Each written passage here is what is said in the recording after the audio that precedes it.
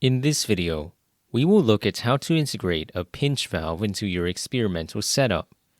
Before we begin, you will need a 2- or 3-way pinch valve,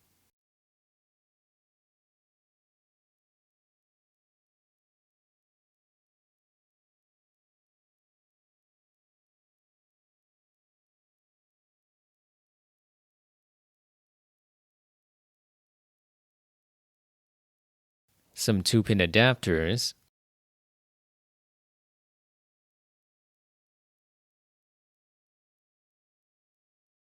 a holder for the valves, and a screwdriver.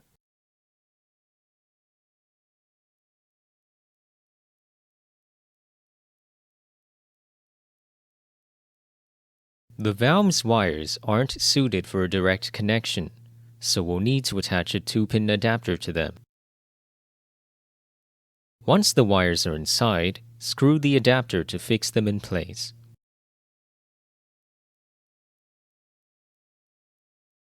For the 3-way pinch valve, mount the valve by aligning the wires with the gap in the holder's side.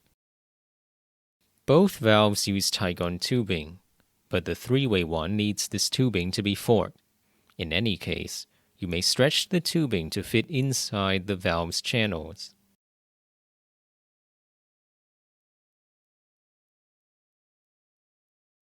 On the rear I/O of your pressure controller, you may plug your valves into outlet 1, 2, 7, or 8, but not the DC 24-volt outlets.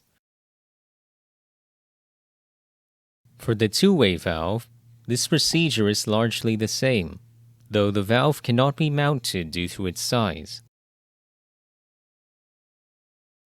Its Tygon tubing also is not forked, though you may connect it the same way.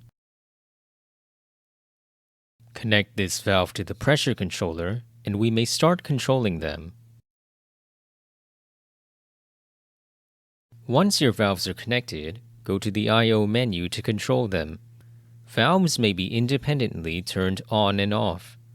They may also use either a constant or square wave profile, with both high and low polarity settings for the latter. This affects whether the valve opens near the start or end of a given period.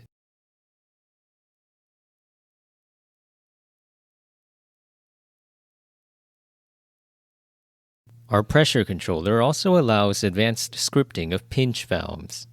On the digital out option, you can set valve behavior independently for a given step as previously shown.